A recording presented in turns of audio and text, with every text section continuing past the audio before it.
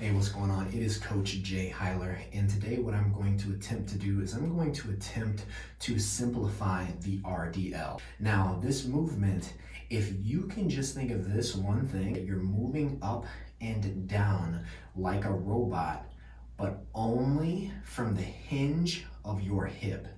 That means your hip is going back and hinging while nothing else posturally is actually changing in your body. If you can remember that, you've simplified the RDL and you've actually made it more effective. In this case, simplicity is key. In most things, simplicity is going to be key when it comes to fitness if you're properly executing the movement. So first thing, grab your bar. Your feet are going to be shoulder width distance. Your hands are going to be shoulder width distance, or you can have your hands slightly outside of shoulder width distance. From here, you're simply going to tuck your chin back, and you are going to keep your chin tucked back like militantly, so like this, throughout the entire movement, as to almost gain a double chin if you have enough body fat to do so. You get what I'm saying. From the glutes, we want to make sure the glutes are tight as we squeeze forward.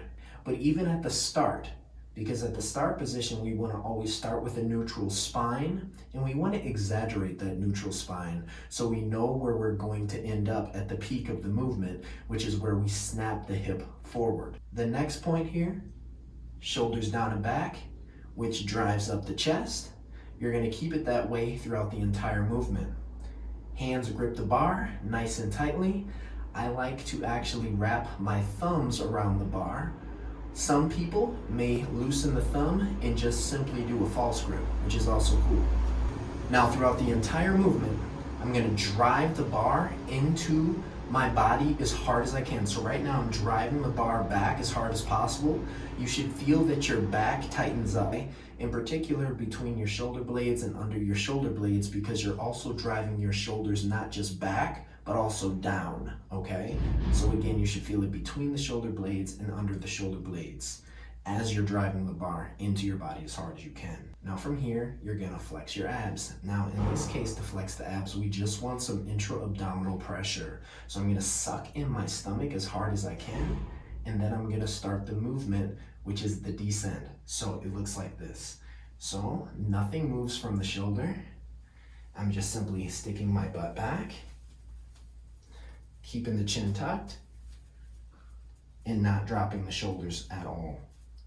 Coming to the point where I feel the stretch in the hamstring, again without driving the shoulders down as to stretch, which is what you'll see in the gym. This is incorrect and unsafe.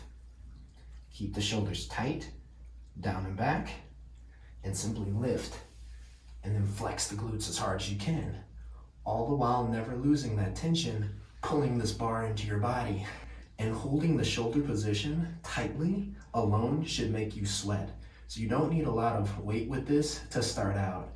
And as you master it, then you can increase your weight, of course, because we have to increase the intensity factor eventually in order to gain muscle, along with volume and all those other kinds of different variables, tempo, etc. So again, drive the bar into the body, shoulders down but also back, hip hinge, chin tucked. Feel the stretch on the hamstrings without dropping the shoulders evenly. You can even pause to get that even feel from hamstring to hamstring, which is the back of the leg, and then flex the glute forward and squeeze. So you're literally moving like a robot at the hip, while everything else stays rigid and tight with perfect posture.